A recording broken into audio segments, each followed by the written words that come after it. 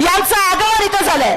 मी महाविकास आघाडी धाराशिव परिवाराच्या वतीने आदरणीय पक्षप्रमुख उद्धवजी ठाकरे साहेब यांचं सन्मानपूर्वक स्वागत करते आणि आजच्या या सभेची सुरुवात प्रतिमेच्या पूजनानं आणि हिंदवी स्वराज्य संस्थापक छत्रपती शिवाजी महाराज यांचे आशीर्वाद घेऊन, महाराष्ट्राची कुलस्वामिनी आई तुळजाभवानींचा आशीर्वाद घेऊन या सभेला इथे आपण सुरुवात करतोय.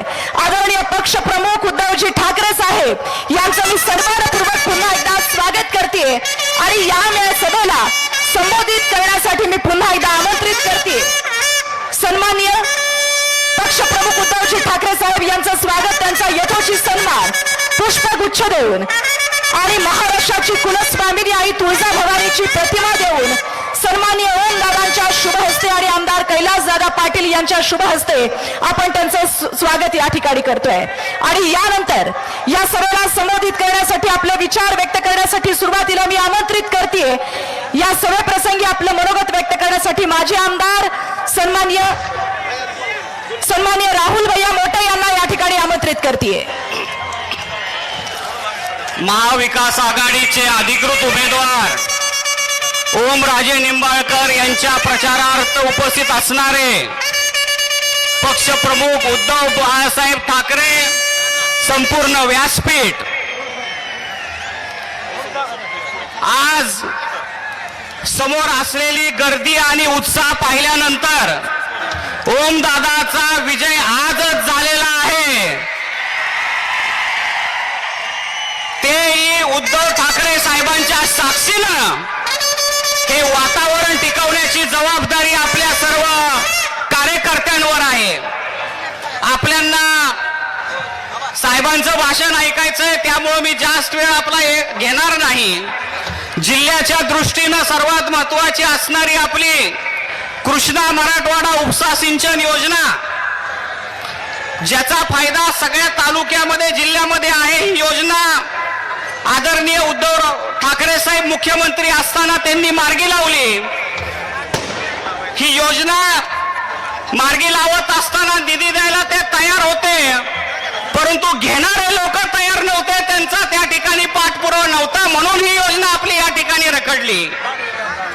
आज काही लोक मोदीजींची स्तुती करण्यासाठी त्या ठिकाणी भरपूर चापलुसी त्या ठिकाणी करण्याचा प्रयत्न करतायत. काही जण त्यांना विश्वगुरु म्हणतायत, काही जण विश्वनेता म्हणतायत. आपले पालकमंत्री यांनी तर त्यांना काल परमेश्वर म्हणूनच डिक्लेअर केलं. स्वतःचं मंत्रिपद टिकवण्यासाठी माणूस कोणत्या लेवलला जातो हे आपण या ठिकाणी पाहिलं. शेवटचा मुद्दा बोलतो आणि माझं भाषण संपवतो. आपले पालकमंत्री यांनी काल भाषणामध्ये काय सांगितलं की माझ्याकडे जो शिवसैनिक आहे तो कडवट शिवसैनिक आहे आणि ठाकरे साहेबांकडे जो शिवसैनिक आहे तो बडवा शिवसैनिक आहे, अशा पद्धतीचं त्यांनी वाक्य केलेलं आहे. या सभेच्या माध्यमातून, निवडणुकीच्या माध्यमातून त्यांना शिवसैनिकांनी जागा दाखवावी एवढंच या कार्यक्रमाच्या निमित्तानं बोलतो. 7 तारखेला मशाल या चिन्हावर आपण मतदान करावं ही विनंती करतो आणि माझे 2 शब्द संपवतो. धन्यवाद. आणि यानंतर पक्षप्रमुख आदरणीय उद्धवजी ठाकरे साहेब यांना आपल्याला ऐकायचंय, पण तत्पूर्वी ज्यांना आपल्याला भरघोस मताने निवडून द्यायचंय, कार्य ज्यांचं निस्वार्थी आणि पाक आहे, पाणी नाही ते धगधगती आग आहे, अन्यायाविरुद्ध त्यांच्या मनात राग आहे आणि म्हणूनच विरोधकांना त्यांचा धाक आहे. अरे अनेक नेते आले आणि गेले धाराशिवमध्ये, पण सन्माननीय ओम दादा या धाराशिवच्या विकासाचा खरा ढाळा वाघ आहे आणि अशा या ढाळ्या वाघाला पुन्हा एकदा आपल्याला दिल्लीला पाठवायचंय. 24 तास ऑन ड्युटी असणारा खासदार, प्रत्येकाच्या सुखदुःखात धावून जाणारा खासदार, कुणाची बायको म्हणून तुम्हाला मत नाहीये तर 100% इथला विकास केलाय म्हणून तुम्हाला मत मागतायत. तेव्हा जोरदार टाळ्याने आमंत्रित करूया आपल्या सर्वांचे लाडके उमेदवार सन्माननीय ओमदादा निंबाळकर. कहो फिर से, कहो फिर से. ओमराजे निंबाळकर साहेब, आप आगे बढ़ो. जोरदार टाळ्याने ओमदादांना आमंत्रित करते.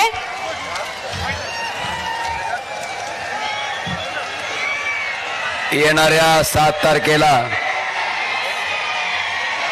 लोकसभेच्या सार्वत्रिक निवडणुकीसाठी आपल्याला मतदान करायचं आहे आणि या मतदानासाठी या ठिकाणी आवर्जून व्यासपीठावर उपस्थित असलेले तुम्हा आम्हा सर्वांचे कुटुंब प्रमुख, महाराष्ट्राचे कुटुंब प्रमुख आणि ज्यावेळेस उद्धव साहेब वर्षा बंगला सोडून आपण मातोश्रीकडे जात होता तेव्हा राजकारणाशी संबंध नसणाऱ्या सुद्धा सामान्य माऊलीच्या डोळ्यात आसू होती.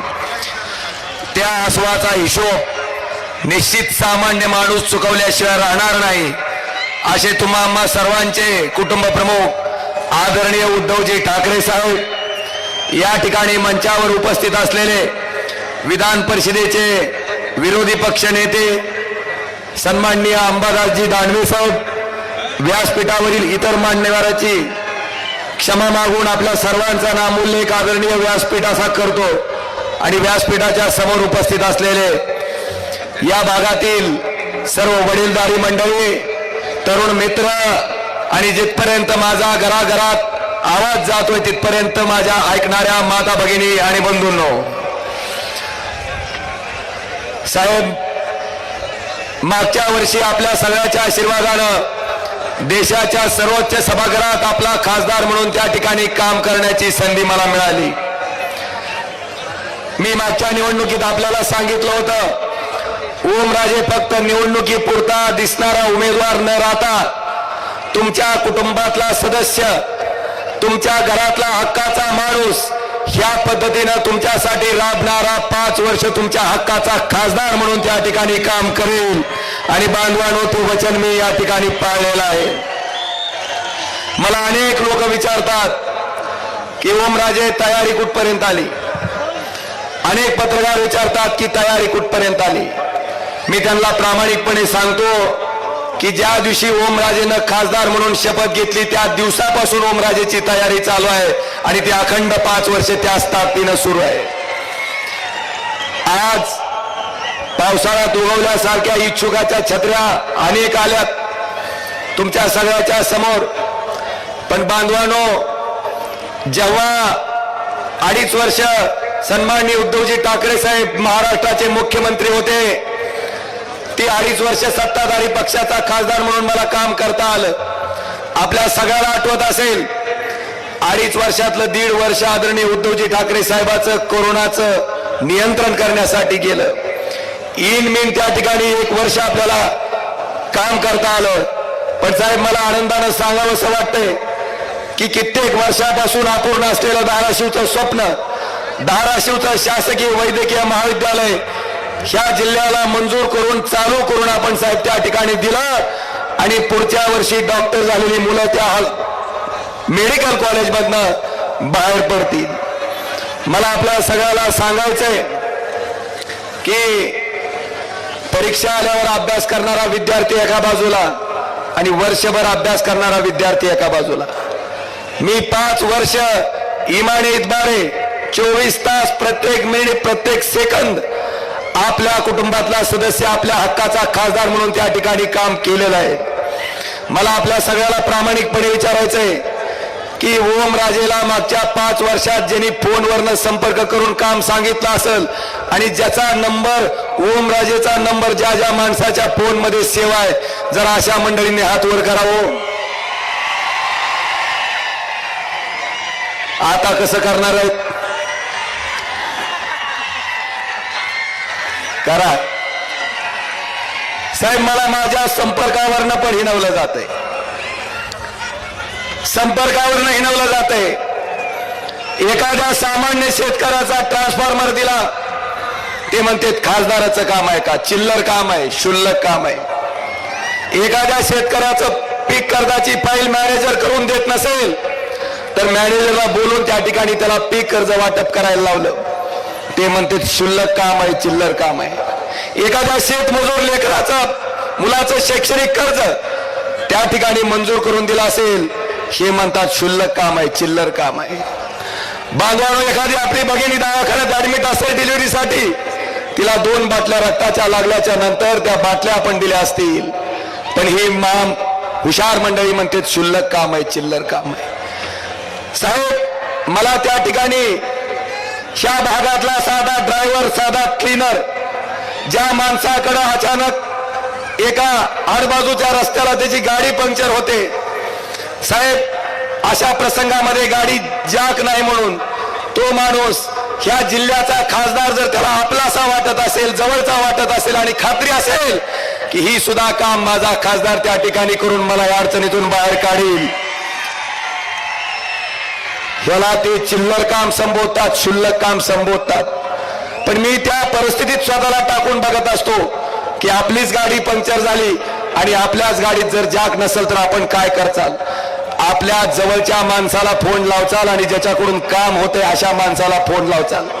मला आपल्या सगळ्याला विचारायचंय की त्या साध्या ड्रायव्हरला आणि क्लीनरला जर हा ओमराजे त्याच्या जवळचा वाटत असेल, हक्काचा वाटत असेल, तर मी हा विश्वास या धाराशिव लोकसभा मतदारसंघामध्ये मागच्या 5 वर्षात निर्माण केलंय. आणि ही मंडळी म्हणतात ज्याकण टामी द्यायचं काय खासदाराचं काम आहे का?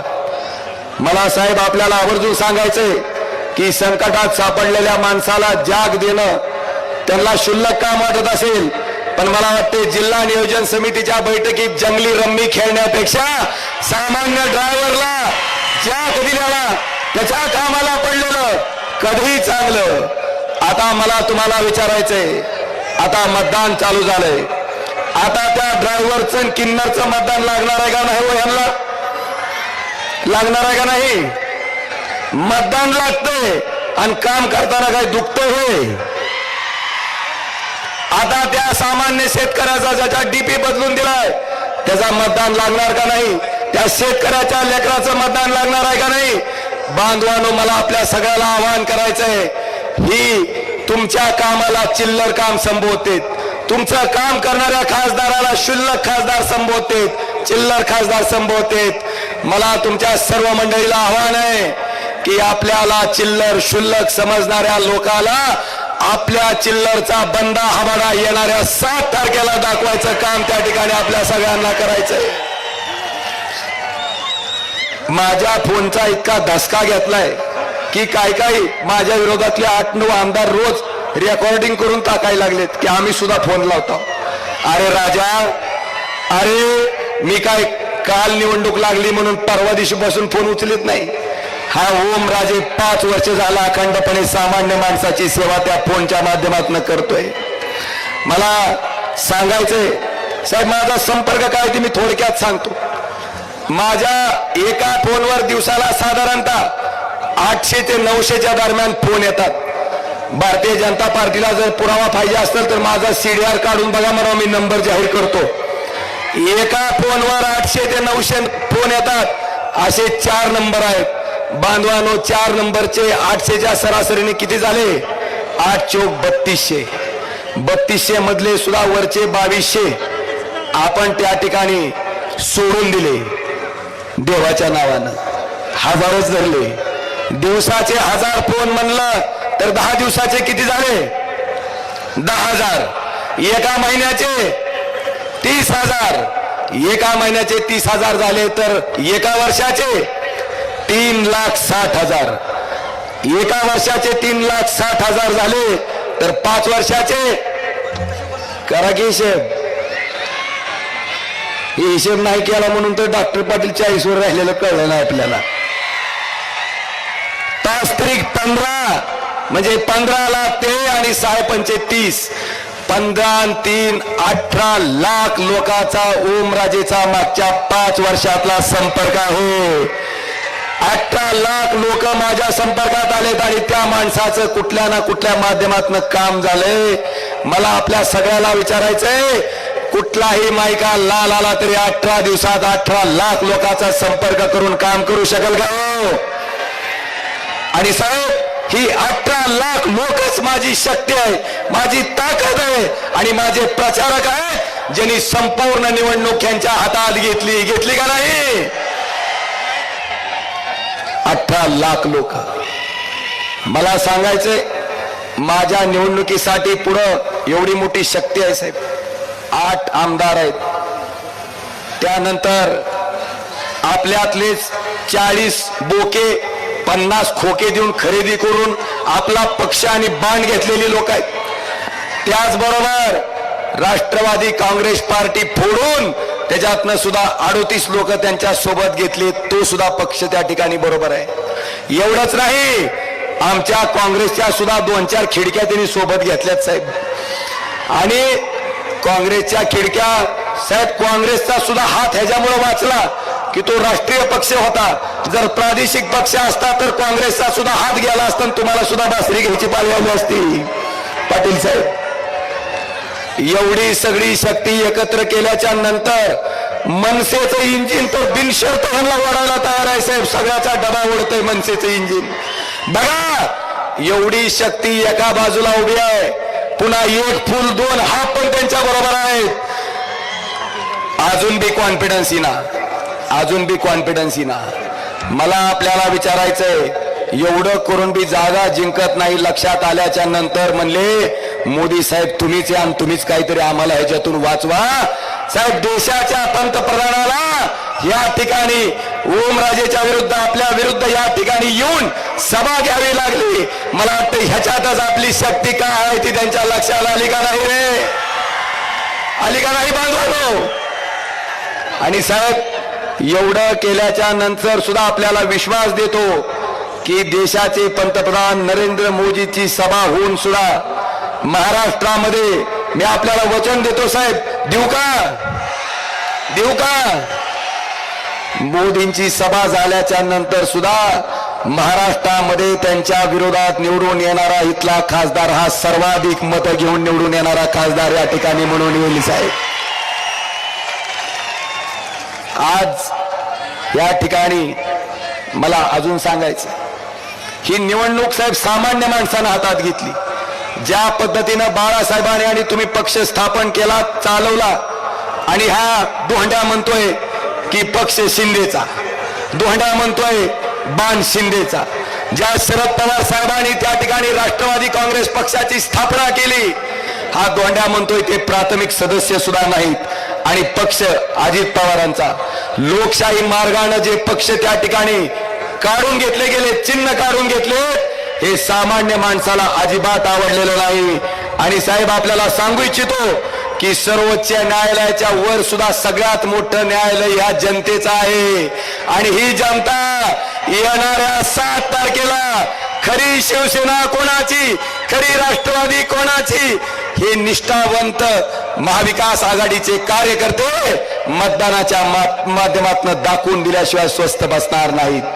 आज मला आपल्या सगळ्याला सांगायचंय साहेब की मला सामान्यातली सामान्य माणसं आर्थिक मदत करतायत.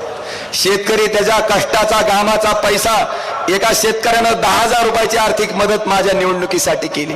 एवढंच नाही, रिटायर्ड मिलिटरीमॅन चिकरड्याचा माणूस आहे साहेब, स्वतःचं सोनं मोडून मला 25,000 रुपयाची मदत त्या माणसानं केली. एका गवंडी काम करणाऱ्या माणसानं 1100 रुपयाची मदत त्या ठिकाणी केली. एवढंच नाही साहेब, एका 13 वर्षाच्या मुलीनं चिंचा फोडून चिंचुके बाजूला करणं आणि चिंचा बाजूला करणं हे कष्टाचं काम करून 1660 रुपये तिच्या थोरल्या भावाला निवडणूक लढण्यासाठी दिले. इतक्या सामान्य माणसाची एवढी मोठी शक्ती, एवढे इमानदारीचे आणि कष्टाचे पैसे जर माझ्या निवडणुकीसाठी असतील तर मला खात्री आहे साहेब, साक्षात आई तुळजाभवानी सुद्धा मला भरभरून आशीर्वाद या कष्टाला आणि या मेहनतीला दिल्याशिवाय राहणार नाही. आणि निश्चितपणे ह्या ताकदीच्या जोरावर आपला मोठा विजय त्या ठिकाणी होईल. आज आपल्या माध्यमातून मला सांगायचंय की मला कामाच्या बाबतीत बोललं जाते. मला सांगायचंय साहेब, जाहीररित्या RDSS नावाची केंद्र सरकारची योजना होती. ह्या योजनेच्या अंतर्गत आपल्या धाराशिव लोकसभा मतदारसंघामध्ये मी जवळपास 51 नवीन 33 केवीचे सबस्टेशन मंजूर करून घेतलेत. त्याच्यातले 40 धाराशिव जिल्ह्यातले आहेत, बार्शी विधानसभेतले 4 आहेत आणि औसा विधानसभेमधले 7 आहेत.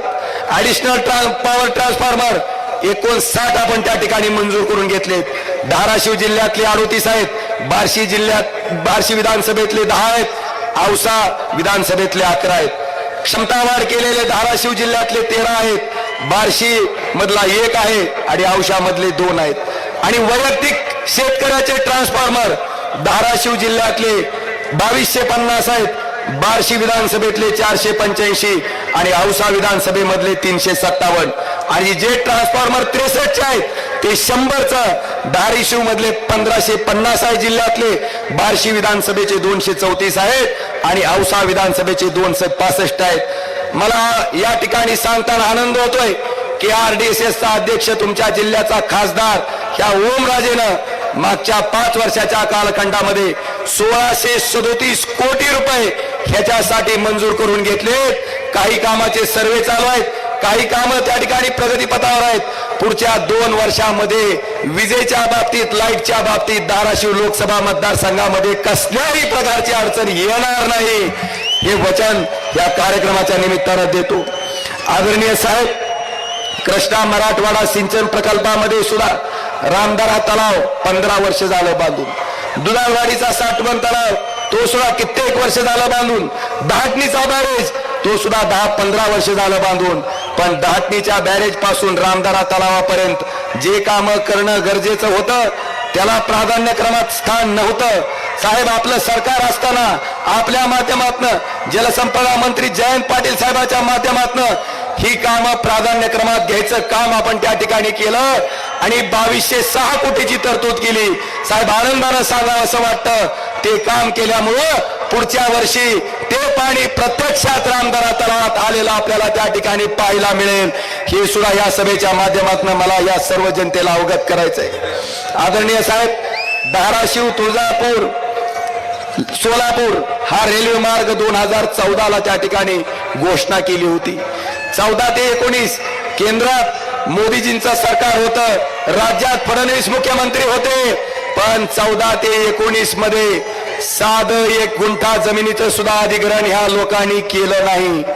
आदरणीय साहेब, 19ला आपल्या आशीर्वादानं ओमराजे जेव्हा लोकसभेत गेला, खासदार झाला, त्या पहिल्या दिवसापासनं आपण ह्याचा सातत्यानं पाठपुरावा करून सोलापूर, तुळजापूर, धाराशिव रेल्वे मार्गाचं भूमी अधिग्रहणाला गती दिली. त्याचबरोबर त्याच्यासाठी आवश्यक असणारं टेंडर फ्लॅश केलं.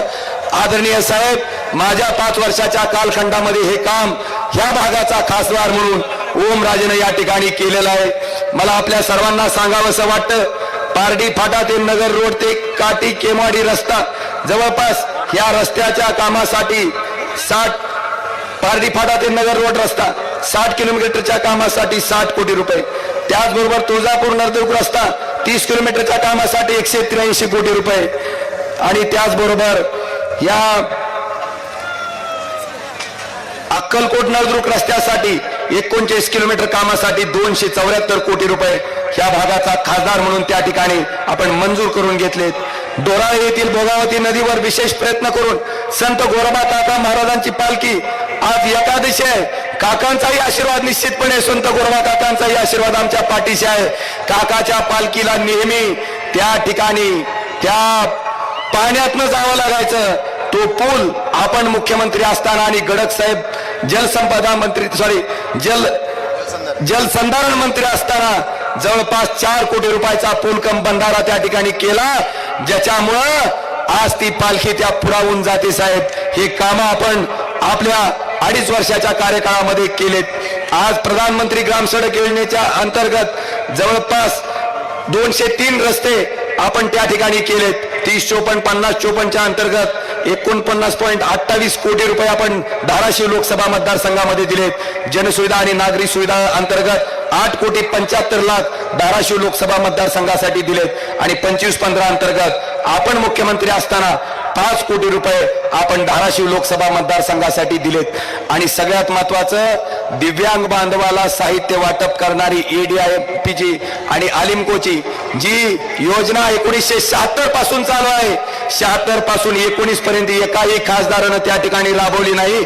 मी पहिला खासदार आहे ज्यानं ही योजना राबवली.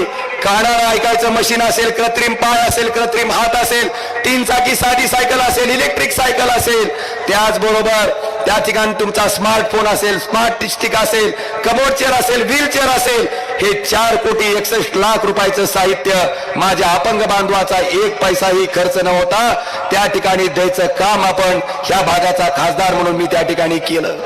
आदरणीय साहेब, आपल्याला सुद्धा वाटलं असेल हे मी का सांगतोय, कारण पुढची 8 आमदार त्या ठिकाणी बिस्किट भरपूर टाकले जाते आणि त्या बिस्किटावर सारखं ओरडायला चालू आहे.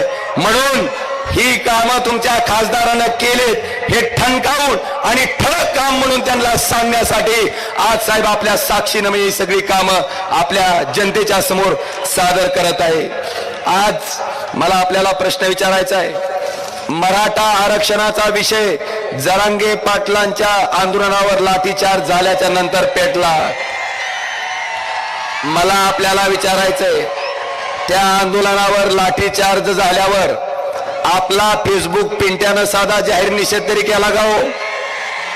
नाही. भेटायला तरी गेला का हो? नाही. एवढंच नाही, जेव्हा त्यांनी आमरण उपोषण केलं त्यावेळेस तरी गेला का हो? सरकारनं त्यांना वचन दिलं, वचन पाळलं नाही म्हणून जरांगे पाटील फडणवीसांवर बोलले. काय चूक आहे? एक गरीबाचं लेकरू आरक्षणासाठी संघर्ष करतंय आणि ते बोलल्याच्या नंतर फेसबुकचा पिंट्या जणू बापाला बोलल्यावर त्याला राग आला आणि फेसबुक पिंट्या फेसबुकवर काय गरळ वकत होता तुम्ही ऐकलं का नाही? काळा दिवस म्हणून म्हणत होता का नाही? SITची चौकशी झाल्याच्या नंतर बाग बडवत होता का नाही? आणि आज उपरती झाली. उद्या 7 तारखेला लक्षात आलं की आपल्या सौभाग्यवती निवडणूक लढवतात आणि त्या जर पराभूत झाल्या तर शेवटी पळी आणि चमच्याचा प्रसाद आपल्याला सुद्धा खावा लागेल ह्याची दहशत त्यांच्या मनात आहे. आणि म्हणून त्या ठिकाणी काल जरांगे पाटलाला भेटायला हे महाभाग गेलं. मला सांगा, स्वतःच्या स्वार्थासाठी गेलेल्या या माणसाला माफ करचाल का आपण? ताकापुरता आजी, कामापुरता मामन, ताकापुरते आजी, हे कुटुंब हे सांगतंय. साहेब, अर्चना ताईला उमेदवार दिल्याच्या नंतर हे म्हणतायत आम्ही स्त्री शक्तीचा सन्मान केला. मला आपल्या सगळ्याला जाहीररित्या सांगायचंय की एखाद्या बचत गटाच्या चांगलं काम करणाऱ्या महिलेला जर उमेदवारी दिली असती तर मी सुद्धा मानलं असतं की स्त्री शक्तीचा सन्मान केलाय. पण उमेदवारी कुणाला? डॉक्टर पद्मसिंह पाटलांच्या सुनेला. उमेदवारी कुणाला? राणा पाटलांच्या मंडळीला. मला सांगा, आत्ताच त्यांनी त्यांची प्रॉपर्टी जाहीर केली. 350 तोळ्यापेक्षा जास्त सोनं आपल्या ताईकडे आहे. मला सांगा, एका गावात सगळ्याचं गोळा केलं तर तेवढं होतंय का हो? ही स्त्री शक्तीचा सन्मान आहे का? मला वाटतं ह्या प्रश्नाचं सुद्धा उत्तर त्या ठिकाणी शोधणं गरजेचं आहे. मराठा आरक्षणाच्या बाबतीत जरांगे पाटलांचं आंदोलन होण्याच्या पूर्वी 1.5 वर्ष सुप्रीम कोर्टात जेव्हा मराठा आरक्षणाच्या विरोधातली याचिका दाखल झाली त्यावेळेस ओमराजे बोलला होता की तामिळनाडू राज्यामध्ये 50% पेक्षा जास्त आरक्षण गेलं होतं, 78% पर्यंत गेलंय. तरी सुद्धा सुप्रीम कोर्टात त्याच्या विरोधात याचिका आल्याच्या नंतर त्यावेळेसच्या केंद्र सरकारनं एक सपोर्टिव्ह ॲफिडेव्हिट तामिळनाडू राज्याच्या बाजूने दिलं आणि ते आरक्षण वाचवायचं काम केलं होतं. माझी मागणीच इतकी होती साहेब की त्या ठिकाणी मराठा आरक्षणाच्या बाबतीत सुद्धा केंद्र सरकारनं तशीच पावलं उचलावीत आणि महाराष्ट्र राज्याचं मराठा समाजाचं आरक्षण त्या ठिकाणी वाचवावं. पण साहेब, आपण मुख्यमंत्री असल्यामुळं आपल्यासाठी खड्डा खांदायचा प्रयत्न ह्या केंद्र सरकारनं ही मागणी मान्य न करून केला. खड्डा आपल्यासाठी खांदला, पण पडलं कोण त्याच्यात? टरबूज. आज मला आपल्या सगळ्याला सांगायचंय, लिंगायत समाजासाठी 12व्या शतकामध्ये समतेचा एकतेचा संदेश देणारे जगज्योती महात्मा बसवेश्वर यांना मानणारा अनुयायी म्हणजे लिंगायत समाज. ह्या समाज त्या ठिकाणी अल्पसंख्याक समाजाच्या दर्जाची मागणी करतोय, लिंगायत धर्माची मागणी करतोय. ही मागणी लोकसभेत करणारा तुम्ही निवडून दिलेला एकमेव ओमराजे निंबाळकर त्या ठिकाणी खासदार आहे, हे सुद्धा मला आवर्जून सांगायचंय. धनगर आरक्षणाचा मुद्दा असेल, त्याचबरोबर मुस्लिम आरक्षणाचा मुद्दा असेल, हे विषय पण ओमराजेनं त्या ठिकाणी लोकसभेत तेवढ्याच ताकदीनं मांडले. आता मला तुम्हाला विचारायचंय, भाई और बहनों, किसान की आमदनी 2022 तक दोगुनी कर दी जाएगी. झालं का हो? वर चढली देव काही. 11,000 रुपये क्विंटलचं सोयाबीन त्या ठिकाणी पाम तेलावरचा आयात शुल्क कपात करून सोया पेंड आयात करून 4,000 रुपयापर्यंत खाली आणलं. कांदावाले आहेत का? जर हातवर करा बरं. झाली का नाही निश्चिती? 60 रुपयाला भाव केला की कांद्यावर निर्यात बंदी. बांधवानो, बिस्लेरी बाटलीच्या पाण्याचा भाव 20 रुपये लिटर आहे आणि शेतकऱ्याच्या गाईच्या दुधाचा भाव 22 रुपये लिटर आहे. झालं का उत्पन्न दुप्पट? तुम्ही याचा हिशोब घेणार का नाही? मला खात्री आहे साहेब, शेतकरी याचा हिशोब येणाऱ्या 7 तारखेला घेतल्याशिवाय स्वस्त बसणार नाही. भाई और बहनों, महंगाई कम हुई क्या नहीं हुई? मना की हुई. 800 रुपये एकरनं आम्ही 14ला नांगरत होता. आज नांगरणाचा भाव 2200 ते 2000 रुपये एकर झाला. झाला का नाही? 400चं डीएपीचं पोतं 2014ला मिळायचं. आज ते डीएपीचं पोतं आम्ही 1600 रुपयाला घेतोय, ते बी फोटो टाकून. झालं का नाही? बांधवानो, या ठिकाणी मला विचारायचंय, 60 रुपयाचं डिझेल आज 97 रुपयाला घेतो, 70 रुपयाचं पेट्रोल आज 105 रुपयाला घेतो आणि 400 रुपयाचं गॅस सिलेंडर आज 1100 रुपयाला घेतो का नाही? तुमच्या घरच्याला किंवा तुम्हाला विचारायचंय, 2014 मध्ये जो आठवडी बाजार तुमचा 100 रुपयात होत होता, आज तोच आठवडी बाजार 500 रुपयात तरी होतय का हो? होतय का हो? मग महागाई कमी झाली का वाढली बंधवांनो? आता ह्याचा हिशोब घेणार का नाही? साहेब, हेच देशाचे पंतप्रधान नरेंद्र मोदीजी म्हणत होते, ज्यावेळेस सिलेंडरचा भाव 400 होता, की तुम्ही मतदानाला जाताना गॅस सिलेंडरच्या पाया पडून मतदानाला जावा, म्हणत होते का नाही? आता 400चं सिलेंडर 1100ला झालंय. आता माझं म्हणणं आहे, शेगडीला साष्टांग दंडवत घाला आणि सिलेंडर टकोऱ्यावर घेऊन मतदानाला जावा. जाचाल का नाही? भाई और बहनों, ना खाऊंगा ना खाने दूंगा, जो सबसे ज्यादा खाएगा उसको ईडी की नोटिस देके भाजप में लूंगा. 70,000 कोटीचा आरोप अजित पवारांवर त्या ठिकाणी देशाचे पंतप्रधान नरेंद्र मोदीजींनी केला. 5व्याच दिवशी तेच अजित पवार त्यांच्याच मंत्रिमंडळात उपमुख्यमंत्री म्हणून शपथ घेतली आणि बांधवांनो, त्यांना खातं कोणचं दिलं? अर्थ खातं. म्हणले ह्यांना 70,000 कोटी रुपयाचा हाणायचा अनुभव आहे, म्हणले ह्यांना द्या. चलतंय का हो? एका बाजूला ही परिस्थिती आहे, 70,000 कोटीचा आरोप असताना त्यांना उपमुख्यमंत्री म्हणून केलं जातंय, अर्थमंत्रीपद दिलं जातंय, त्यांच्यावरच्या चौकशा त्या ठिकाणी स्थगिती दिली जाते आणि दुसऱ्या बाजूला अरविंद केजरीवालवर 1 पैशाचा आरोप सिद्ध करू शकले नाही, केवळ विरोधात आहे म्हणून त्या ठिकाणी जेलमध्ये टाकलं जातंय. मला वाटतं ह्या गोष्टीचा विषय पण आपण लक्षात घेणं गरजेचं आहे. बांधवानो, नोकऱ्या सगळ्याला मिळाल्या का हो?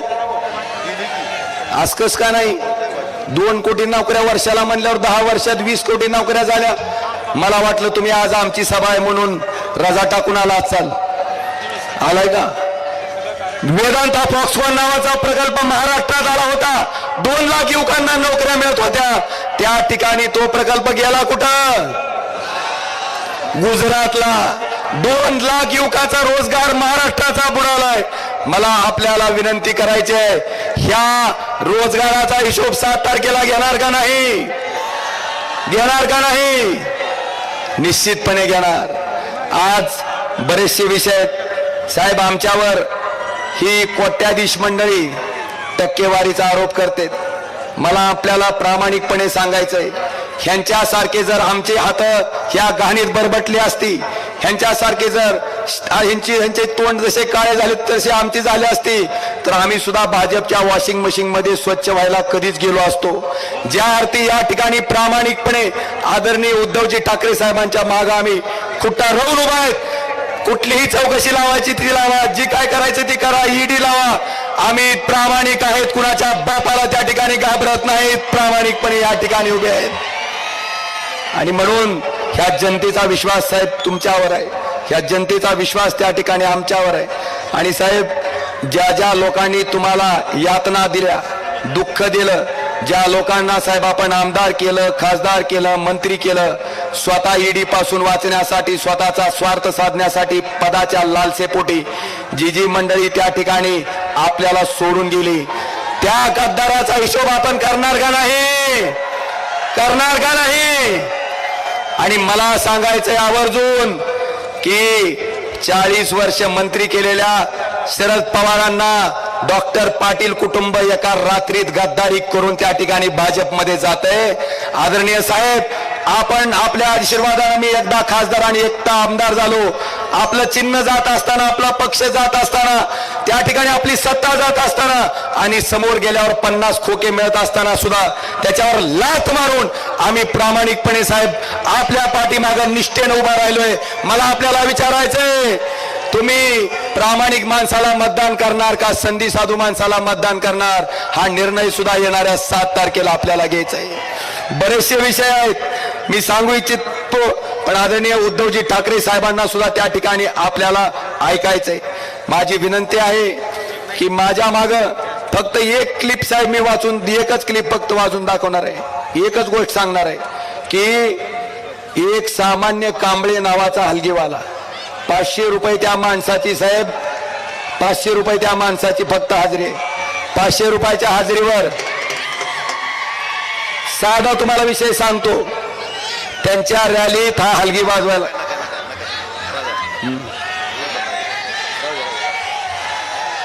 मला फक्त मी सांगतो साहेब, ह्या माणसानं त्या ठिकाणी पत्रकाराला क्लिप दिल्याच्या नंतर रात्री राष्ट्रवादीची सगळी लोक बडी धेंडे त्याच्या घरी गेले. त्याला म्हणले ही 2 लाख रुपये धर आणि ओम राजेनं असं म्हणायला सांगितलंय म्हणून मन. पण ह्या कांबळे नावाच्या प्रामाणिक माणसानं सांगितलं 500 रुपयाची हलगी तुझ्या रॅलीत मी वाजून आलोय, तुझा माझा हिशोब मिटला, ती 2 लाख रुपये उचल. डॉक्टर बाबासाहेब आंबेडकरांच्या संविधानानं मत कुणाला टाकायचंय हा अधिकार मला दिलाय, माझं मत ओम राजेलाच. साहेब, इतका गरीब असणारा माणूस त्या ठिकाणी निष्ठा प्रामाणिकपणा दाखवू शकत असेल तर माझी इच्छा आहे ह्या प्रामाणिक माणसाचे पाय धुवून थोडं थोडं पाणी जर ह्या गद्दारांना पाजलं तर काही गुण आला तर आला, हे माझं म्हणणं आहे साहेब. इतकी सामान्य जनता प्रामाणिक आहे आणि तुम्हा सगळ्या निष्ठावंत लोकांच्या जोरावरच आज या युद्धाला आम्ही सामोरं जातोय. माझी विनंती आहे, उद्याच्या येणाऱ्या 8 तारखेला मतदान करत असताना, मला माहिती आहे 7 आहे म्हणलं दिल की बात ऐकायला का मन की बात ऐकायला ती टेस्ट केलं मी, पण 8 म्हणल्या 7 म्हणला म्हणजे तुम्ही दिल की बात ऐकलेली आहे, मन की बात ऐकलेली. आता मतदान करत असताना 2 मशिनी आहेत. 1 नंबर मशीनवर 2 नंबरला त्या ठिकाणी तुमच्या हक्काच्या, तुमच्या कुटुंबातल्या सदस्य असणाऱ्या खासदाराचा नंबर आहे. 2 नंबरला नाव आहे ओम प्रकाश भूपाल सिंह उर्फ पवन राजे निंबाळकर. त्याच्या पुढे आपली निशाणी आहे आई तुळजाभवानीची धगधगती मशाल. अशी कशी आहे, ह्या मशालीच्या पुढं बटन आहे, ते बटन दाबल्याच्या नंतर टुई म्हणून आवाज येईल. आवाज आला की लगेच महागारी फिरायचं नाही. बाजूला व्हीव्हीपॅट मशीन आहे, त्या मशीनवर त्या ठिकाणी आपण मशालीचं बटन दाबलं असेल तर मशालीची चिठ्ठी आली का नाही याची खात्री करायची. जर मशालीची चिठ्ठी आली असेल तर तो झाला पुरावा की आपलं मतदान मशालीला गेलेलं आहे. बांधवानो, बटन मशालीचं दाबलं दुसरं चित्र आलं तर फोडायची नाही. इथं महिना गेलाय आमचा, 5 किलो फोडायची नाही. अर्ज द्यायचा की सदरच्या मशीन मध्ये 1 बटन दाबला असतं दुसरं चिन्ह दिसतंय, ताबडतोब त्या ठिकाणी आपण केंद्र प्रमुखाला अर्ज दिल्याच्या नंतर मतदान थांबवलं जाईल. पण हे कधी वेगळं चिन्ह आलं तर. पण मशालीचं बटन दाबून जर मशालीचं चित्र येत असेल तर मतदान आपलं सुखरूप आहे. मला आपल्या सगळ्याला विनंती करायची आहे, उद्याच्या येणाऱ्या 7 तारखेला 2 नंबरचं 1 नंबरच्या मशीनवरचं 2 नंबरचं बटन मशालीचं दाबून तुमच्या हक्काचा, तुमच्या कुटुंबातला त्या ठिकाणी तुमच्या हक्काचा खासदार म्हणून त्या ठिकाणी ओमराजेला लोकसभेत पाठवणार का नाही हो? पाठवणार का नाही हो? धन्यवाद. जय हिंद, जय महाराष्ट्र.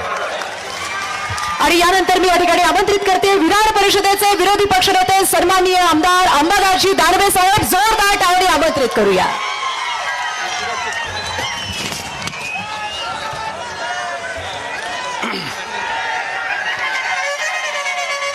महाराष्ट्राची कुलस्वामिनी आई तुळजाभवानी, सह्याद्रीचा जाणता राजा छत्रपती शिवराय,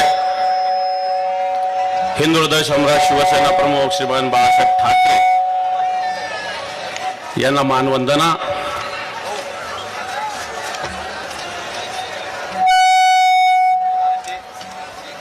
या ठिकाणी आज ज्यांना तिसऱ्यांदा आपल्याला दुसऱ्यांदा लोकसभेत पाठवायचं, जे ओमराजे निंबाळकर यांच्या प्रचारासाठी उपस्थित असलेले शिवसेनेचे पक्षप्रमुख माननीय उद्धवजी ठाकरे साहेब, उपस्थित सर्व मान्यवर, माता भगिनी आणि बांधवांनो, आत्ताच मान्य ओमराजेंचं भाषण झालं आणि ज्या तळमळीनं ते भाषण करत होते त्या तळमळीतून मला सहज एक शायरी आठवली. मी ते आपल्या समोर वाचून दाखवतो. ओमराजे आपल्यासाठी. सफर में मुश्किलें आए तो जरूरत और बढ़ती है, सफर में मुश्किलें आए तो जरूरत और बढ़ती है, कोई जब रास्ता रोके तो हिम्मत और बढ़ती है, कोई जब रास्ता रोके तो हिम्मत और बढ़ती है. अगर बिकने पे आ जाओ, अगर बिकने पे आ जाओ तो घट जाते हैं नाम अक्सर, अगर बिकने पे आ जाओ तो घट जाते हैं नाम अक्सर. ना बिकने का इरादा हो तो, ना बिकने का इरादा हो तो कीमत और बढ़ती है, कीमत और बढ़ती है. त्या ओमराजे हे विकले नाही, जो बिकता नाही, जो झुकता नाही, जो रुकता नाही, असे ओमराजे निंबाळकर आपले उमेदवार आहे. मी जास्त बोलत नाही कारण मान्य उद्धवजी ठाकरे साहेबांचं भाषण आपल्याला ऐकायचं.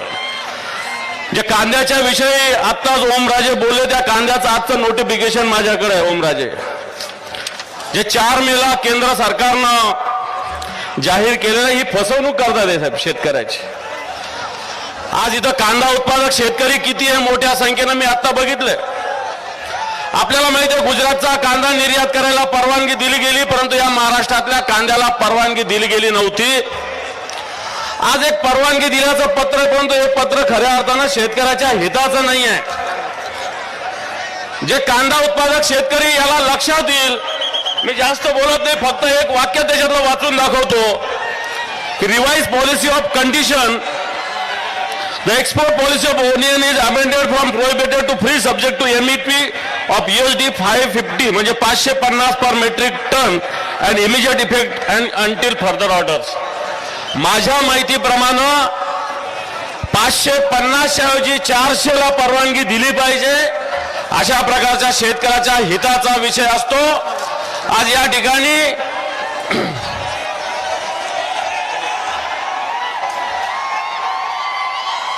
शांत बसा, शांत बसा.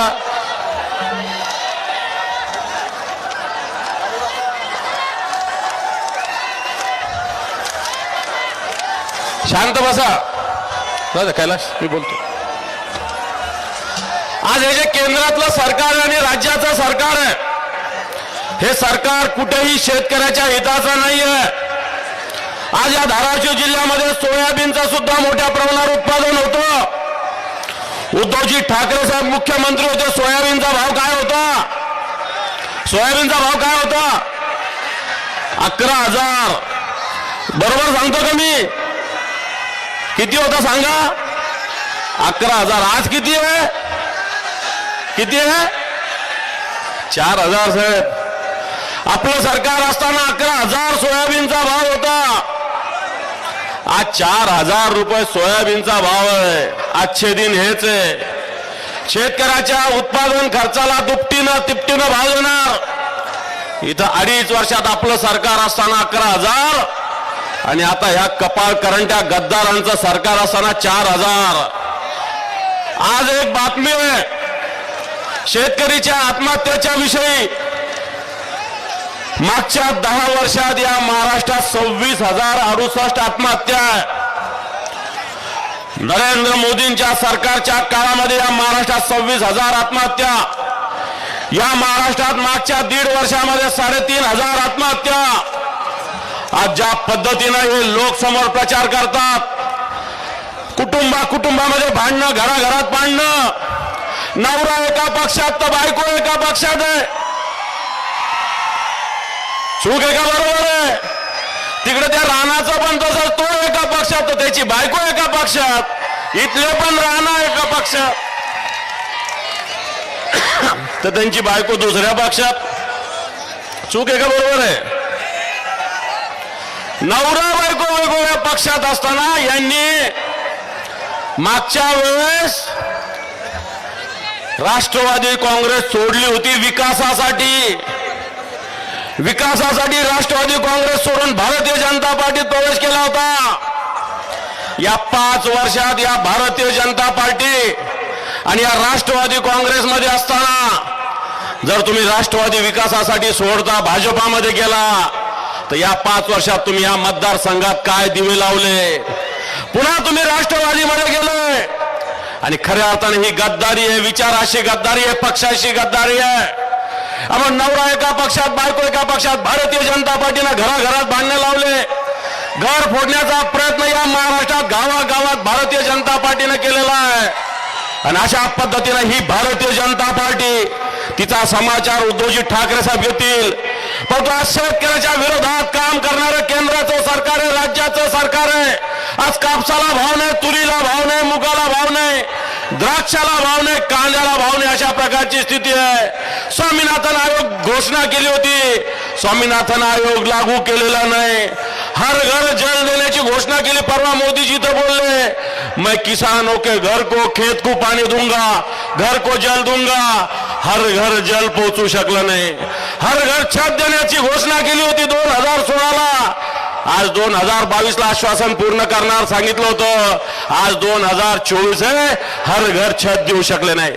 खोट्या घोषणा, खोट्या जुमलेबाजी, अशा पद्धतीनं भारतीय जनता पार्टीचं काम करत असताना हे शेतकऱ्याच्या विरोधातलं सरकार या देशामध्ये आहे. शेतकऱ्याला न्याय देणारं सरकार आलं पाहिजे. आपल्याला आठवत असेल 2019ला उद्धवजी ठाकरे साहेबांचं सरकार आलं. पहिला निर्णय घेतला होता 2 लाखाच्या कर्जमाफीचा.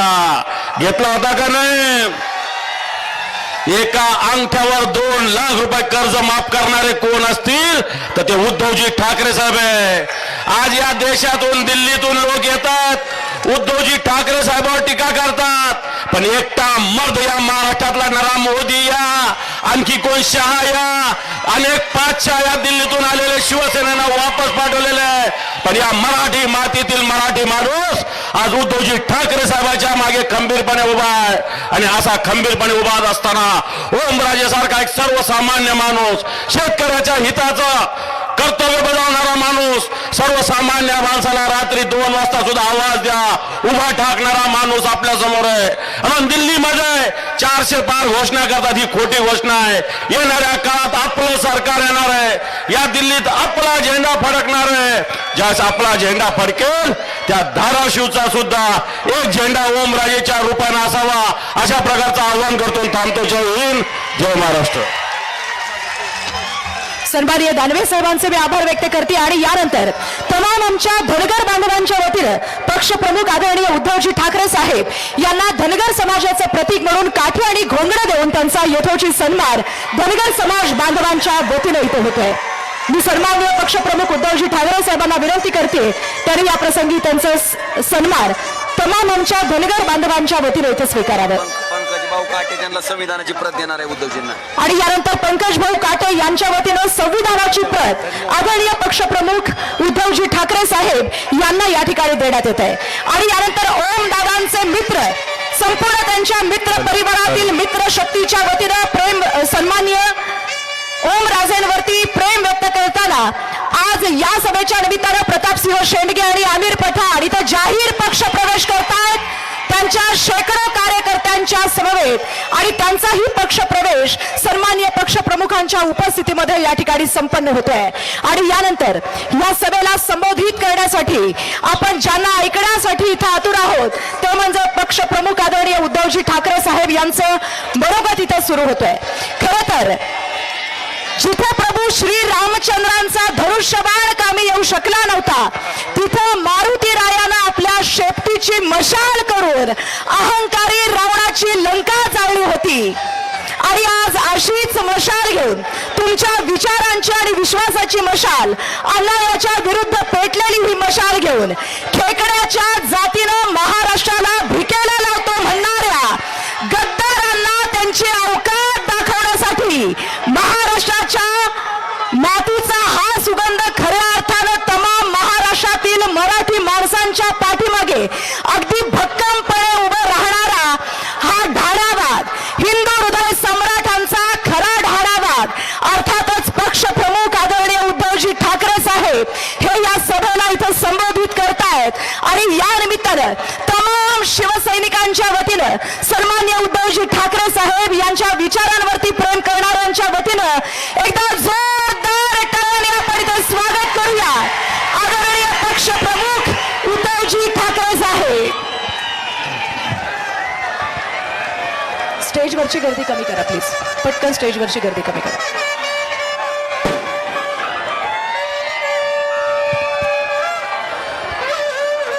ठीक आहे.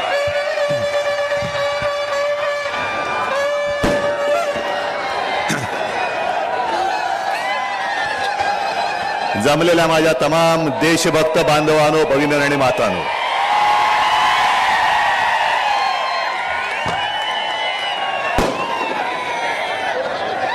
काय बोलू मी तुमच्या प्रेमाने भारावून गेलेलो आहे. पण एका गोष्टीचा मला अभिमान आहे, मी मराठी मातेचा आणि मराठी मातीचा आशीर्वाद घेऊन दिल्लीच्या हुकुमशाही विरुद्ध लढायला उभा राहिलेला आहे. आणि दिल्लीश्वरांना जे वाटतंय की उद्धव ठाकरे काय करू शकत नाही, तुम्हाला हा महाराष्ट्र माती खायला लावल्याशिवाय राहणार नाही. मी तमाम माझ्या या बांधवांच्या, भगिनींच्या आणि मातांच्या समोर सांगतोय. ओमराजे, आता ओमराजे, ओम दादा, त्याला मी हक्काने अरे तुरे म्हणतो. 7 तारखेनंतर मी तुला इथून पळवणार आहे. अरे कुठे, ऐका, 7 तारखेनंतर ओमदादाला पळवणार आहे आपल्या बाकीच्या मतदारसंघात प्रचार करायला. कारण नुसतं ओमदादा नाही, इथं भडकलेली मशाल आहे. आणि भडकलेली मशाल आणि तुम्ही सगळे जण दिल्लीचं हुकुमशहाचं तख्त जाळून टाकल्याशिवाय राहणार नाही, हा मला आता आत्मविश्वास आहे. आणि मी इथे आलोय तो ओमदादाच्या निष्ठेवरती, कैलासदादाच्या निष्ठेवरती, तमाम तुमच्या सगळ्यांच्या निष्ठेवरती आणि ओमदादा, कैलासदादा यांच्या कामाच्या जोरावरती मत मागायला मी आलेलो आहे. तुमचे आशीर्वाद घ्यायला आलेलो आहे. मी इथे जुगाड लावायला आलेलो नाहीये.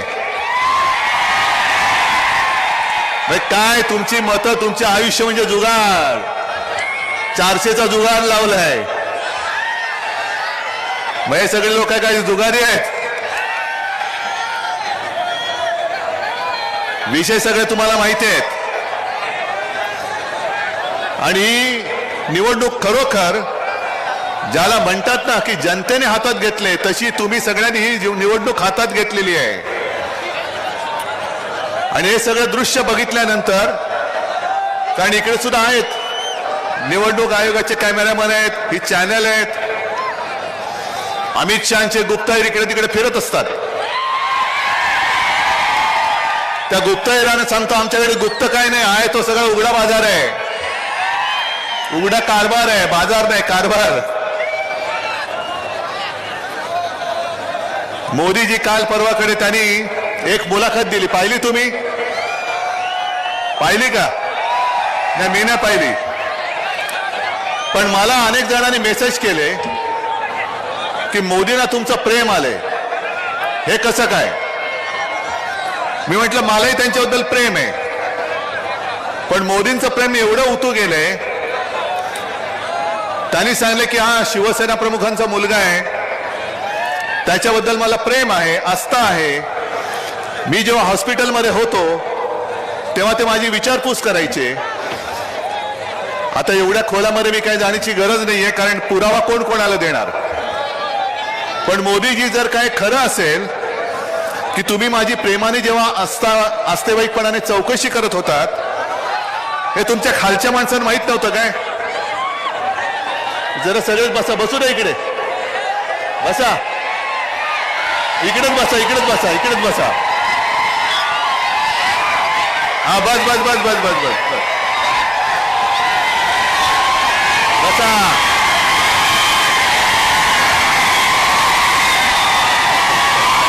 अरे बसा ना आता, अरे बस बस बस, अरे बसा आता.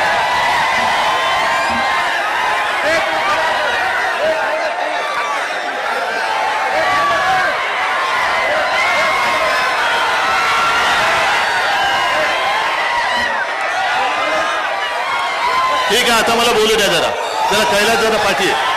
माईक माईक आता बस, हॅलो, हॅलो, आता चेक. शांत हे बसा. बघा, हे बघा, सगळ्यांनी शांत बसा, थोडस खाली बसा, खाली बोला, खाली बसा.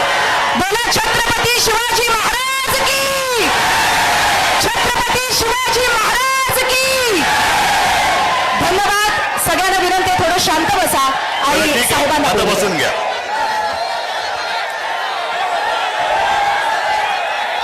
मी मोदीजींच्या माझ्यावरच्या प्रेमाबद्दल बोलत होतो. हे आता खाली बस, आता खाली बस, आता खाली बस, आता बस बस बस बस, आता बस, आता बस, आता शांत व्हा सगळे. तुम्ही शिवसैनिक आहात ना, आम्ही आता शांत बसायचं. जो ओरडेल तो शिवसैनिक नाही, जो शिवसैनिक असेल तो शांत बसेल, शिवसैनिक असेल तो शांत बसेल. शाबास, बसा, शाबास. तर मी मोदीजींना सांगतोय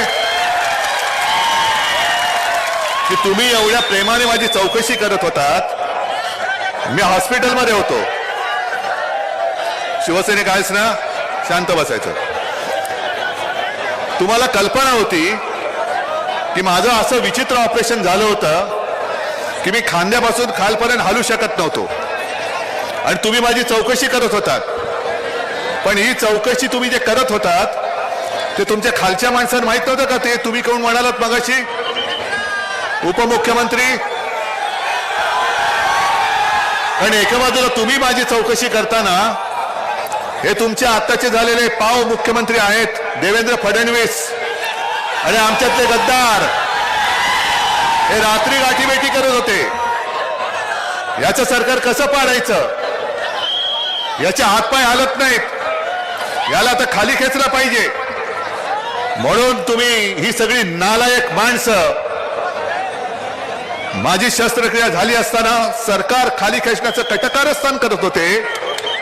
मोदीजी, तुम्हाला माहित नाही तुमचे चेले चपाटे खाली काय करतात? आणि आज तुम्ही जे काय माझ्यावरती बोलताय, प्रेम आलं की उद्धव ठाकरेंवरती कधी काही संकट आलं तर मी धावून जाईन. मोदीजी, मी पण सांगतो तुमच्यावरती कधी संकट आलं तर उद्धव ठाकरे सुद्धा धावून येईल. फक्त तुम्ही संकट पडून महाराष्ट्रावरती आणि देशावरती आलात, ते तुम्ही तुम्हाला स्वतःला आवर घाला. 2014 साली आज जे तुम्ही सांगताय की उद्धव ठाकरेंनी बाळासाहेबांचे विचार सोडले, उद्धव ठाकरेंनी हिंदुत्व सोडलं. मग 2014 साली मी इथेच तुळजाभवानीच्या दर्शनाला, तुळजाभवानीचा आशीर्वाद घ्यायला आलो होतो. आणि घरी गेल्यानंतर संध्याकाळी एकनाथ खडसेंचा फोन आला की उद्धवजी, आम्ही आता ठरवलं, आम्हाला वरनं आदेश आलाय की आपली युती आता यापुढे ठेवायची नाही, शिवसेनेबरोबरची युती तोडायची. मोदीजी, तुम्हाला तेव्हा माहित नव्हतं की शिवसेना आणि भारतीय जनता पक्षाची युती तोडली जाते? तुम्हाला माहित नव्हतं? मग तुम्ही जे आज काय बोलता आहात ठिकठिकाणी जात आहे. व्यासपीठावर कोणी असला, अरे मी अभिमानाने सांगतो की ओम राजेला मत म्हणजे मला मत, अभिमानाने सांगतो. पण मोदी ज्यांचं सांगतायत तो पलीकडचा प्रज्वल रेवण्णा नाव ऐकलं?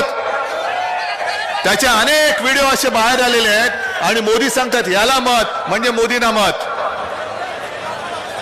मग 14 साली तुम्ही युती तोडलीत, तुम्हाला माहिती नव्हतं उद्धव ठाकरे कोण आहे? 19 साली तुम्ही युती तोडलीत, युती नाही तोडलीत.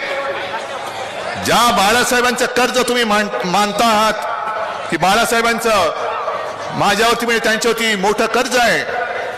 एक तर नुसतं बाळासाहेब म्हणू नका, त्यांना हिंदू हृदय सम्राट म्हणा, ते हिंदू हृदय सम्राट आहे. हिंदू हृदय सम्राट बोलायला जीत काढ खलते तुमची. आणि त्या हिंदू हृदय सम्राटांचं तुमच्यावरती कर्ज आहे हे जर माहिती आहे, तर त्याच बाळासाहेबांच्या खोलीमध्ये तुमच्या अमित शहाने दिलेलं वचन हे मोडताना तुम्हाला माहित नव्हतं?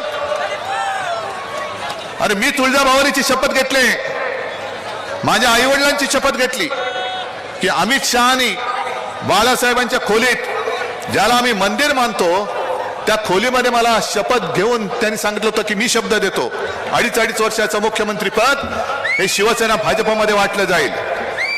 तो शब्द तुम्ही मोडलात आणि उलट मला खोटं ठरवायला निघालात.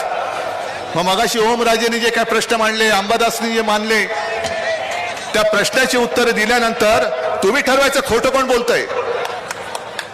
मी तुम्हाला सांगितलं होतं त्यावेळेला, मी मुख्यमंत्री नव्हतो, की मी शेतकऱ्यांना कर्जमुक्त करून दाखवेन. दाखवलं होतं की नव्हतं? 10 रुपयामध्ये शिवभोजन देऊन दाखवलं की नाही दिलं? कापसाला, सोयाबीनला भाव दिला होता की नव्हता? सगळे बाहेरचे उद्योग मी माझ्या राज्यात आणत होतो की नव्हतो? या सगळ्याचं उत्तर होय, नक्की. मग आता मोदी गॅरंटी, शेतकऱ्याचं उत्पन्न दुप्पट झालं, 2 कोटी रोजगार मिळाले, तुम्हाला पीक विमा मिळाला, सगळ्यांना घर मिळालं. मग खोटं कोण बोलतोय? उद्धव ठाकरे एका बाजूला बोललो तर मी करून दाखवलंय, आणि मोदींनी जे बोलले ते काय त्याचा पत्ताच नाही. म्हणून मी त्यांना जे एक नाव ठेवलेलं आहे की मोदी सरकार नाही, हे गजनी सरकार आहे. कारण 14 साली काय बोलले ते 19ला आठवत नाही, 19ला काय बोलले ते 24ला आठवत नाही. पण मोदीजी, तुम्हाला एक सांगतो, ही जी जनता आहे, ओमराजे तू जे म्हणाला की क्षुल्लक काम, अरे असेल, तुम्हाला इतर वेळेला क्षुल्लक वाटणारी माणसं आज यांच्या समोर तुम्ही का झुकतायत, का भीक मागताय मताची? आता तुमची पाळी, आता आहे ना ते आली रे आली. आणि मग तुम्ही काय करायचं? तुम्ही सिंगम व्हायचं. काय बोलायचं? आता माझी, आता सटकली, आता नाही तुला मत देणार. आली रे आली, माझी पाळी आली, आणि आता माझी सटकली, आता तुला इथून सटकवणार. हे 5 वर्ष झाली, 10 वर्ष झाली. तुम्हाला काय वाटतं? ही सगळी बघा इकडे जे माणसं बसलेली आहेत, खच्चून भरलंय. हे एवढं कधी भरलेलं असतं का मोदींच्या सभेला? आणि माझं म्हणणं आहे, एवढं कधी मोदी आणि अमित शहाच्या हिंमत आहे का एवढ्या जवळ लोक येऊ द्यायला? मी येतोय कारण मला माहिती आहे तिथला प्रत्येक जण मला आशीर्वाद द्यायला आलेला आहे. प्रत्येक जण आशीर्वाद द्यायला आलाय. आणि म्हणूनच आज त्यांच्या पोटामध्ये मुरडा आलेला आहे. तुमच्याकडे 4 दिवसापूर्वी येऊन गेले, बोलले ना, आले होते ना, ठीक आहे. आपण सुद्धा म्हणतो जय श्रीराम, बजरंगबली की जय बोलतो ना आपण. पण आपली दुसरी गोष्ट काय, जोरात हा आपला प्राण आहे, हा आपला प्राण आहे. आणि मोदीजींना मी 4 दिवसापूर्वी म्हणजे तुमच्याकडे धाराशिवला सभा घ्यायला येण्याच्या आधी मी जाहीर सभेत त्यांना सांगितलं होतं, जाहीर सभेत सांगितलं होतं की मोदीजी तुम्ही उद्या धाराशिवला चाललात. तुमचे फोटो आम्ही पाहिले, समुद्राच्या तळाशी जाऊन द्वारकेमध्ये पूजा केली त्यांनी, समुद्राच्या तळाशी जाऊन बुडाला, म्हणजे उद्याची प्रॅक्टिस केली त्यांनी. बुडायचं तर कसं बुडायचं. पण धाराशिव मध्ये आला जातात तुम्ही तर माझ्या तुळजाभवानीचं दर्शन घ्यायला जा. गेले होते. मग त्यांना मी आणखीन एक गोष्ट सांगितलेली की मोदीजी तुम्ही धाराशिव मध्ये जातात, तुमचं जो कोणी भाषण लिहून देणार आहे त्याला सांगा की मला आई तुळजाभवानी बद्दल जरा 2 शब्द लिहून दे, म्हणजे वाचून मी बोलू शकेन. बोलले. आणि त्यांना हे मी सांगितलं होतं की जर तुम्ही बोललात तर तुमचा घरगडी जो निवडणूक आयोग आहे त्याला सांगा शिवसेनेच्या मशाल गीतातलं जय भवानी जय शिवाजीला तो आक्षेप घेतलायस, तो मागे घे. कारण काय वाटेल ती कारवाई करण्याची हिंमत असेल तर करून दाखव. मी जय भवानी जय शिवाजी सोडणार नाही. आणि आजच तुमच्या साक्षीने सांगतो, आई तुळजाभवानीच्या साक्षीने सांगतोय, निवडणूक आयोगाने जर का शिवसेनेवरती कारवाई करण्याचं ठरवलं तर याद राखा उद्या आमच्या इंडिया आघाडीचं सरकार येत आहे. आणि जो कोणी माझ्या जय भवानीला आक्षेप घेणार असेल त्याला काय करायचं हे मी बघितल्याशिवाय राहणार नाही.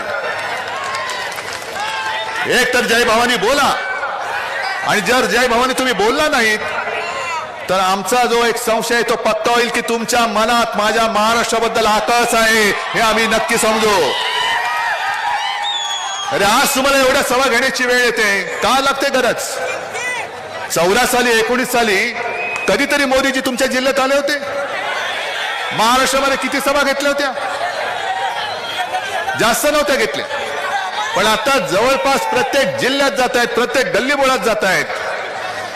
पण हा महाराष्ट्र तुम्ही जिंकू शकणार नाही. तुम्हाला जर वाटत असेल की आज हिंदू हृदय सम्राट आमच्या सोबत नाहीत, अरे कोण बोलतंय माझ्यासमोर, सगळ्यांच्या हृदयात हिंदू हृदय सम्राट शिवसेना प्रमुख आहे. आणि जसं त्यावेळेला तो औरंगजेब, अरे त्याचाही जन्म गुजरातमध्ये दाहोदमध्ये झालेला. आता मी काय करू त्याला, गुजरातमध्ये त्याचा जन्म झाला, मी काय करू शकतो. पण तो सुद्धा शिवछत्रपतींनी निर्माण केलेलं हिंदवी स्वराज्य बुडवायला गिळायला आला होता. 27 वर्ष औरंगजेब या महाराष्ट्रामध्ये राहिला, पण त्यांनी पुन्हा आग्रा नाही बघितला. पण हा सगळा मराठमोळा जो मावळा आहे, अरे असेल 18 पगड जाती जमातीत विखुरलेला, पण जेव्हा जेव्हा महाराष्ट्रावरती संकट येतं तेव्हा आम्ही सगळे जात पात धर्म विसरून महाराष्ट्र धर्म काय आहे ते आक्रमणकर्त्याला नेस्त नाबूद करून दाखवून देतो. आज तीच वेळ आलेली आहे. आज मी तुमच्यासमोर भाषणाला येण्याच्या आधी तुम्ही सगळ्यांनी पाहिलं असाल, मला संविधान भेट म्हणून दिली, संविधान भेट दिली. हे संविधान ज्याच्यावरती आपला देश चालतो. मोदीजींना 400 पार कशाला करायचे, कशाला, संविधान बदलायला. का बदलायचंय, कारण महाराष्ट्राबद्दलचा आकस एका सामान्य कुटुंबात, दलित कुटुंबात जन्मलेल्या महामानवाने, शिवसैनिकांना जरा थांबा, साध्या एका दलित कुटुंबात जन्मलेल्या महामानव डॉक्टर बाबासाहेब आंबेडकरांनी लिहिलेलं संविधान हे यांना पटत नाहीये, पचत नाहीये. हे यांचं बुरसटलेलं गोमूत्रधारी हिंदुत्व, ज्या गोमूत्रधारी हिंदुत्वाने माणसाला माणूस म्हणून जगायला ते देत नव्हते, आणि त्या वाईट रूढी परंपरा विरुद्ध जसे डॉक्टर बाबासाहेब आंबेडकर महामानव लढले, तसेच माझे आजोबा प्रबोधनकार ठाकरे सुद्धा लढले होते. आम्ही हिंदू आहोत, पण तुमच्यासारखे बुरसटलेले नाहीत. आमचं हिंदुत्व हे देवळात घंटा बडवणारं नाही, तर आमचं हिंदुत्व जो देशद्रोही आहे त्याला बडवणारं आमचं हिंदुत्व आहे. आणि ही जी पोटदुखी आहे की एका सर्वसामान्य दलित कुटुंबात जन्मलेल्या डॉक्टर बाबासाहेब आंबेडकर यांनी मोठ्या बुद्धिमत्तेने ही घटना आपल्याला दिली, ती घटना आम्ही कशी पाळणार? आम्ही उच्च आहोत. अरे तुम्ही घटनेला हात लावण्याचा प्रयत्न करून बघा.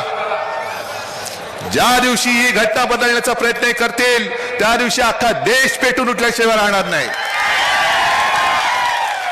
तुम्हाला काय वाटतं? ही देश म्हणजे देशातली माणसं ही काही गुरंढोरं आहेत? वाटेल तसं त्यांना हाकायचं, वाटेल ते त्यांना सांगायचं. अरे तुम्ही एकदा दोनदा संपूर्ण देशाला मूर्ख बनवू शकला असाल, सर्वांना तुम्ही एकदा मूर्ख बनवू शकाल. काही जणांना तुम्ही सदैव मूर्ख बनवाल, जे तुमचे अंधभक्त आहेत त्यांना तुम्ही सर्वदा मूर्ख बनवाल. पण तुम्ही या सगळ्यांना सर्व काळ मूर्ख बनवू शकणार नाही. आता जनता ही जागी झालेली आहे, जनता जागी झालेली आहे, जनता पेटून उठलेली आहे.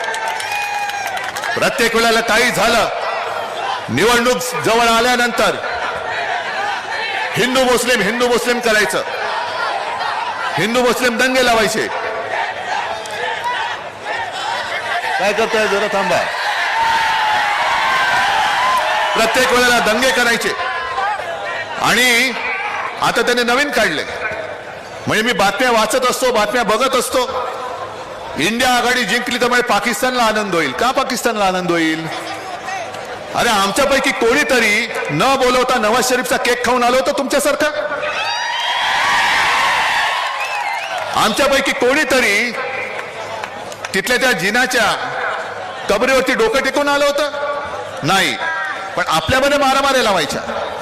अरे इकडे सुद्धा मुस्लिम समाज मोठ्या प्रमाणावरती आमच्या सोबत आलेला आहे. आणि जे मुस्लिम बांधव माझ्या समोर येऊन मला बोलतात की उद्धवजी आता तुम्हीच आमची शेवटची आशा आहात. मी त्यांना विचारतो की अरे तुम्ही, मी तर हिंदुत्ववादी आहे, त्याला आपका हिंदुत्व आम्ही मंजूर आहे. कारण मी जे तुम्हाला मागे सांगून गेलो होतो की आपलं हिंदुत्व हे घरातली चूल पेटवणार आहे आणि भाजपचं हिंदुत्व हे घर पेटवणार हिंदुत्व आहे. आम्हाला घर पेटून आमच्या पोळ्या भाजायच्या नाहीत. मोदीजी तुम्ही जर का मतं मागणार असाल तर काँग्रेसने 70 वर्षात काय केलं बघितलं म्हणून तुम्हाला निवडून दिलं होतं. विशेष म्हणजे दोन्ही वेळेला शिवसेना तुमच्या सोबत होती. 70 वर्षात काँग्रेसने काही केलं नव्हतं म्हणून लोकांनी तुम्हाला निवडून दिलं होतं. आता लोक म्हणतात काँग्रेस बरी काहीतरी केलं होतं आणि जे केलं होतं ते तुम्ही विकून टाकलं. पण एक गोष्ट नक्की की आता तुमचे जे काय तुमच्या मनातले प्रश्न आहेत की तुमचं उत्पन्न दुप्पट नाही झालेलं, तुमच्या मुलाला नोकरी नाही, सगळे जे काही विल्हेवाट लावलेली ती सगळी आहे.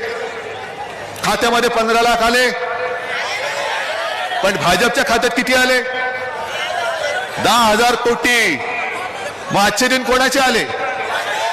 आणि तुमच्या माहितीसाठी सांगतो की जर कोर्टाने यांचं टाळकं सणकवलं नसतं, यांचं भांडं फोडलं नसतं तर आणखीन 10,000 कोटी रुपयांचे रोखे छापून तयार होते. त्याची ऑर्डर त्यांनी दिली होती.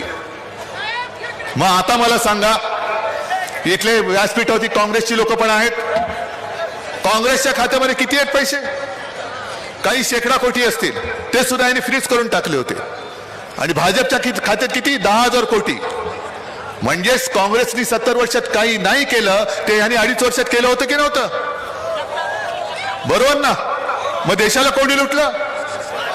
भाजप. आणि आता तुम्ही जे बोललात ना, मी काल काय झालं, मी सिंधुदुर्गात गेलो होतो.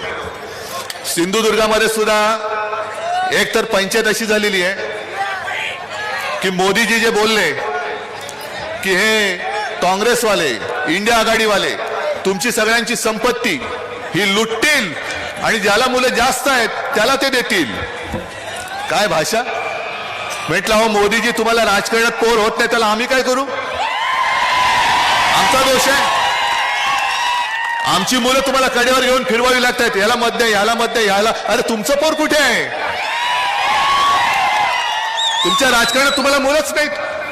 सगळे गद्दार आणि टार्गेट पोरं सगळी जमवलेली आहेत. सिंधुदुर्गात गेलो होतो, तिथले आपले गद्दार माहिती आहेत तुम्हाला.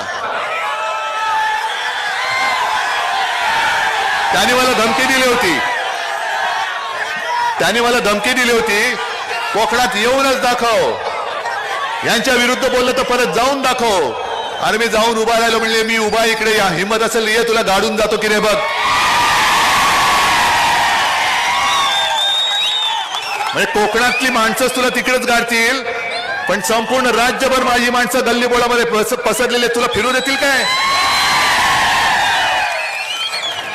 पण तिकडे सुद्धा सकाळी अमित शहा येऊन गेले आणि अमित शहा काय म्हणाले की हे नकली सेना आहे, नकली सेना, ही नकली सेना, ही नकली सेना. मग मी त्याला काय बोललो,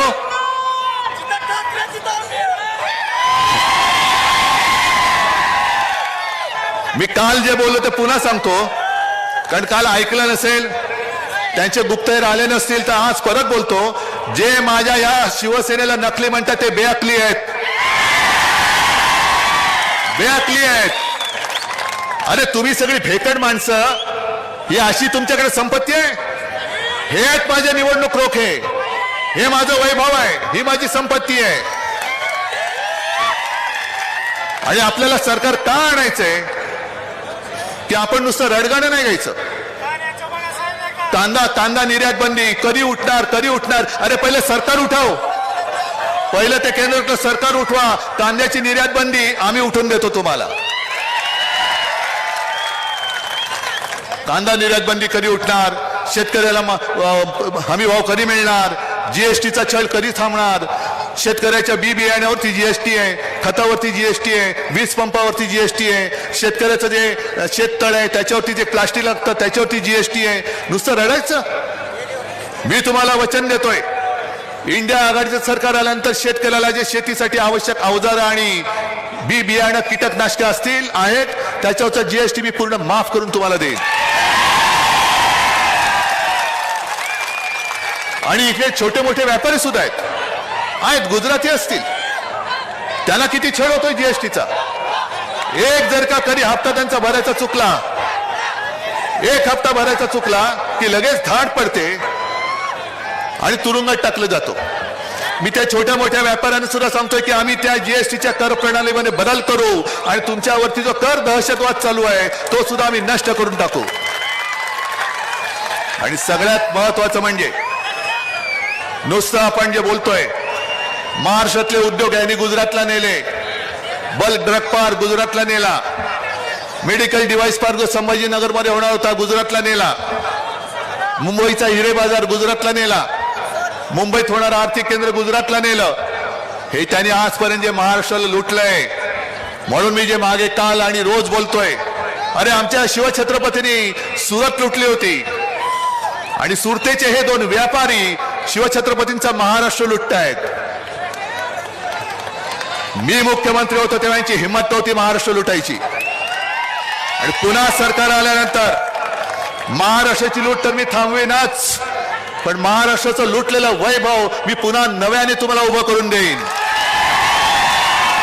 नुसतं मुंबईमध्येच नव्हे तर माझ्या धाराशिवमध्ये, माझ्या प्रत्येक जिल्ह्यामध्ये मी माझ्या इथल्या तरुणींना जिल्ह्यातल्या जिल्ह्यात रोजगार उपलब्ध करून देण्यासाठी मी प्रयत्न करणार आहे.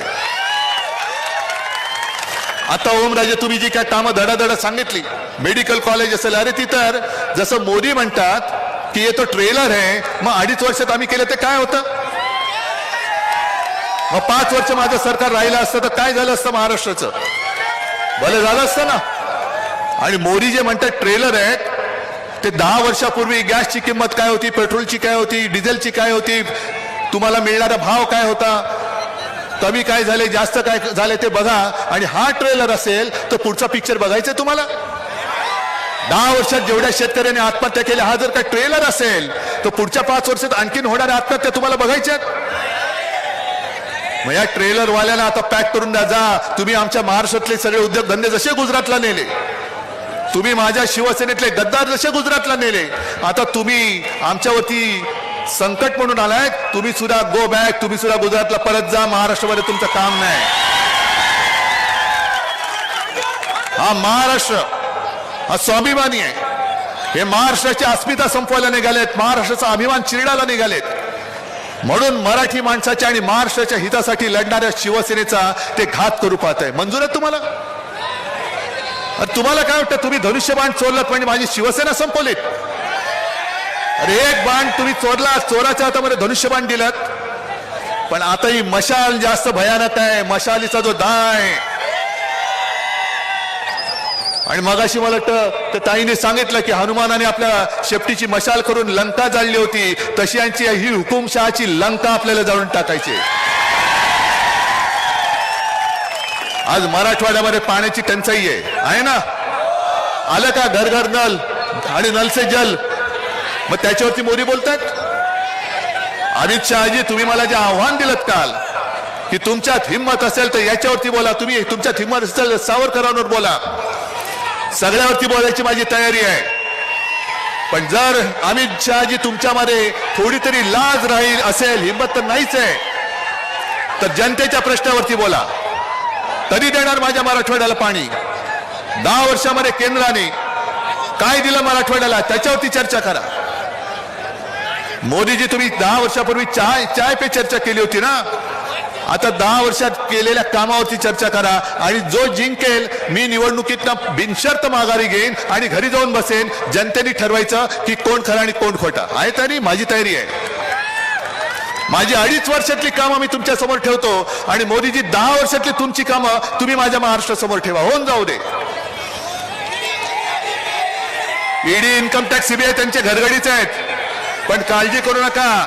4 जून नंतर ते सगळे घरगडी आपल्याकडे येणार आहेत.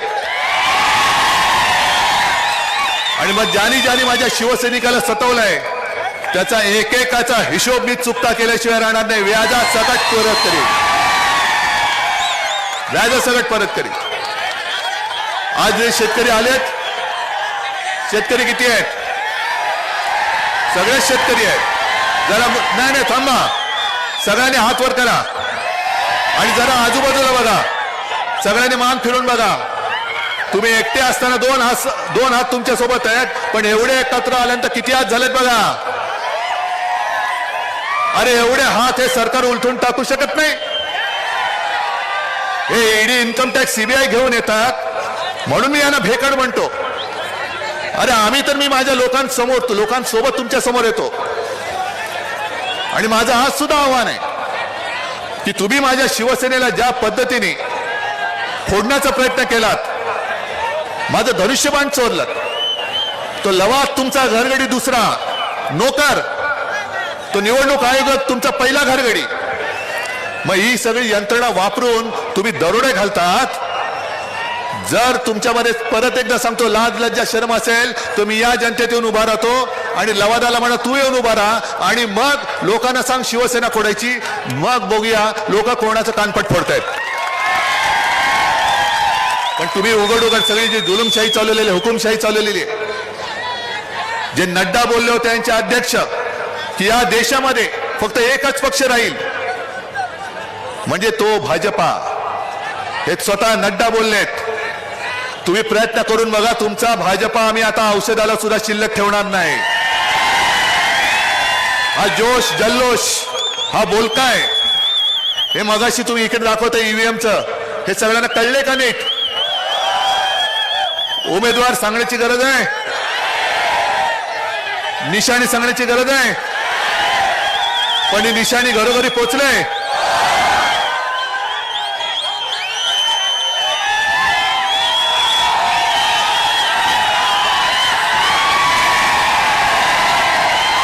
ओम दादा इकडे.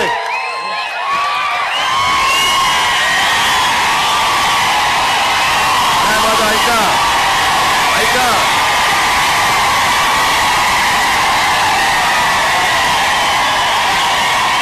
आता 2 मिनिटं माझं ऐका.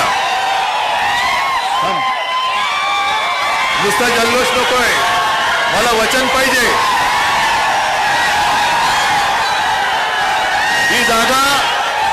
किती मताने त्यांनी जिंकून देणार? अजून समोरच्याचं डिपॉझिट जप्त करून तुम्ही मला ओमदादाला जिंकून देणार? मग त्याच्या हातात मशाल देऊ?